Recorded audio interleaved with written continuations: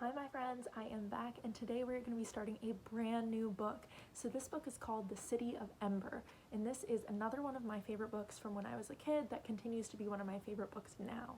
So like I said, this channel is for me to share some of my favorite childhood books with you guys, and I picked this one because I think it really introduced me to a whole genre, a whole subgenre of books that I really ended up loving for a long time. So we know a genre is like a category, a type of book. A subgenre, right, that prefix sub means under, like a submarine goes underwater. So a subgenre is like a mini genre that falls under the category of the big genre. So the subgenre of this book, right, the big genre is going to be science fiction. If you didn't know, that's my favorite genre. The subgenre is dystopian fiction. So a dystopia is the opposite of a utopia. And a utopia is the ideal society, somewhere where it's perfect, everything is happy, it might be like really futuristic. If you've ever seen the movie Meet the Robinsons, I kind of think of a utopia like the city they go to in the future in that movie. But a dystopia is usually something that was meant to be a utopia, but things have gone wrong, right? And it's usually set in the future. So this book is one of the first dystopia books that I read. And it was published in, 2003.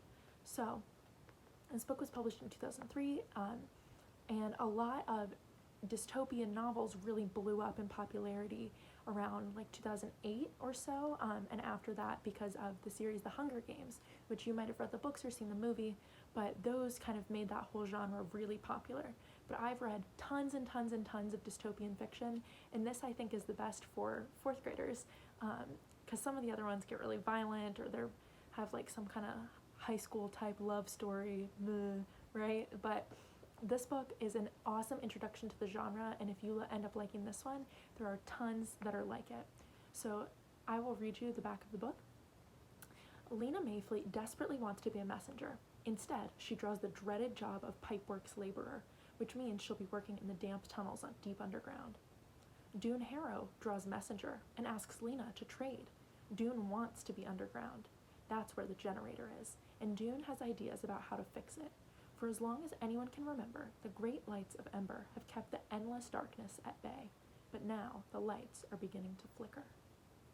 So our book that we are going to start reading is about a city called Ember, right, where everything around them is dark. The world is all in darkness, and their city is lit by electric lights, and it's been going fine as long as they can remember, but during the events of the book, things are starting to go wrong, right? It's kind of changing from a utopia or a normal society into more of a dystopia. And of course, like pretty much all of my favorite books, it's up to the kids to save the world, because the adults are like, oh, it's no problem, oh, we don't know how to do that, right? It's got to be up to the kids. So I cannot wait to start this book with you guys, and stay tuned for our next video where we are going to read chapter 1. Bye!